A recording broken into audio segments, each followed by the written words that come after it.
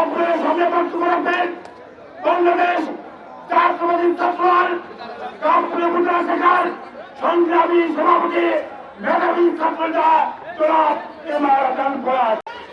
সম্মানিত উপস্থিতি, আসসালামু আলাইকুম।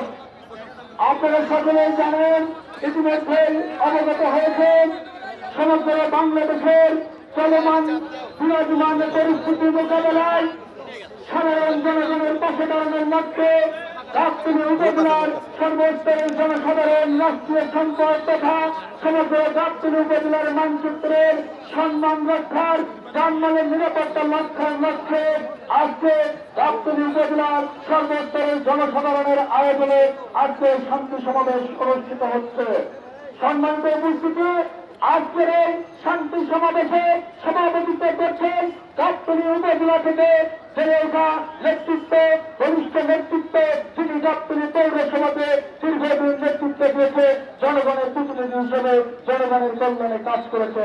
নেতৃত্ব দিয়েছেন গাবতলী উপজেলা পঞ্চায়েত উপজেলা পরিষদের চেয়ারম্যান হিসেবে নেতৃত্ব দিয়েছেন। আজকে তিনি আমাদের মাঝে আজকের এই শান্তি সমাবেশের সভাপতিত্ব করছেন।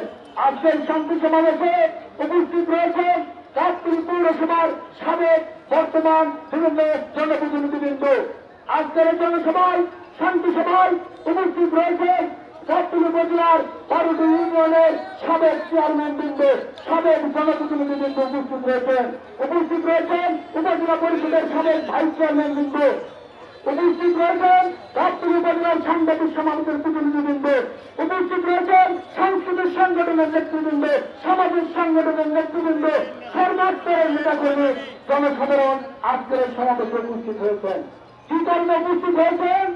আমাদের প্রিয় নেতা, এই মাটির সন্তান শহীদ রাষ্ট্রপতি জিয়াউর রহমানের যোগ্য উত্তরসূরি, আগামী রাষ্ট্রনায়ক, আগামীর সম্ভাবনা, আমাদের আশা অনুপ্রেরণার বাতিঘর দেশ নায়ক জনাব তারেক রহমান একটি ডাক দিয়েছেন বাংলাদেশের চলমান বিরাজমান পরিস্থিতি মোকাবেলায় সর্বস্তরের জনসাধারণকে ধৈর্য ধারণ করে শান্তি শৃঙ্খলা বজায় রাখার আহ্বান জানিয়েছেন। তার প্রিয় জন্মভূমিতে আমরা আপনাদের জনপ্রতিনিধি বিষয়ে সর্বস্তরের জনগণের উপস্থিতি আজকে প্রমাণ করে আমরা এই শহীদ রাষ্ট্রপতি জিয়াউর রহমানের জন্মভূমিতে শান্তি শৃঙ্খলা সম্প্রীতি বজায় রাখার জন্য সকলে ঐক্যবদ্ধ রয়েছি।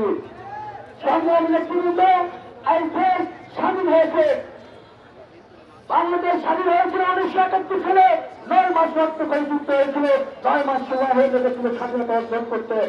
আর ইন্ডিয়ার কাছ থেকে স্বাধীনতা অর্জন করতে, ভারতের কাছ থেকে স্বাধীনতা অর্জন করতে আমাদের সময় লেগেছে 15টি বছর।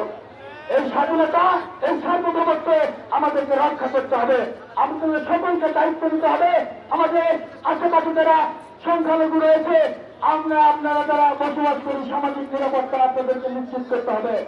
আমরা এই গাবতলীর বুকে শান্তি প্রতিষ্ঠা করার মাধ্য দিয়ে সমগ্র দেশবাসী, সমগ্র বিশ্ববাসীকে জানিয়ে দিতে চাই, এই গাবতলীর মানুষ আমরা অত্যন্ত শান্তিপ্রিয় মানুষ। আমরা গাবতলীতে শান্তি প্রতিষ্ঠায় থাকতে পরিকর।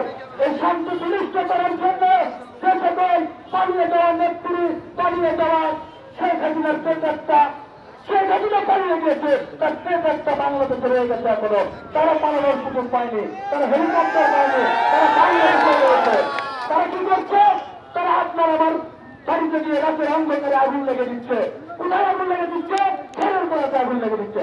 খড়ি আসবাবপত্র বাইরে চারটে জায়গায় আগুন লেগে দিচ্ছে। কি করছে? আপনার যদি সাহস থাকে, এই গাবতলীতে আপনি দিনের বেলা কোন মানুষ কেন, কোন সংখ্যালঘু কেন, কোন আওয়ামী লীগের বাড়িতে আমরা একজন কোন নেতা কর্মী আগুন জ্বালিয়ে দেয়নি, এবং প্রমাণিত। তারা রাতের অন্ধকারে করছে, তারা শেখ হাসিনার প্রত্যাখ্যান করছে। আপনারা জানেন, আমরা আমাদের ঢাকা বিএনপির সভাপতি, সাধারণ সম্পাদকের নেতৃত্বে আমরা বামুনিয়া গিয়েছিলাম গতকাল। সেখানে সংখ্যালঘুদের উপস্থিতিতে আমরা যখন তাদের কথা শুনছিলাম, তখন তারা বলেছিল যে আমাদের এই বামুনিয়াতে যারা এই সহিংসতা কর্মকাণ্ড চালিয়েছে, তারা বিএনপির কেউ না, তারা জামাতেরও কেউ না, তারা দলীয় কেউ না, তারা আওয়ামী লীগের কর্মী। তারা 14 সালে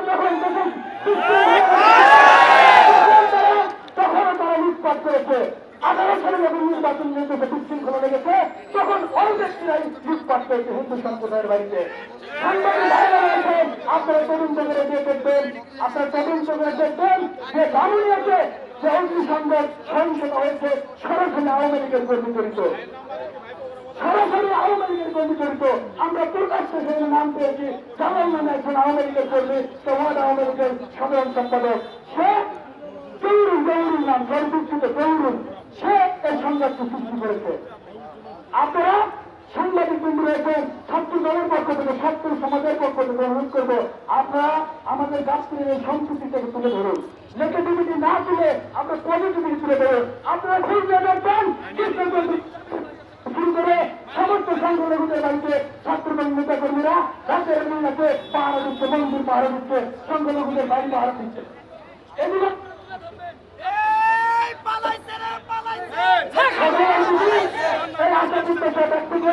আজকে সমাবেশের সফলতা কামনা করে সবাইকে ধন্যবাদ জানিয়ে সংক্ষিপ্ত কথা বলার চেষ্টা করছি। সবাইকে আসসালামু আলাইকুম।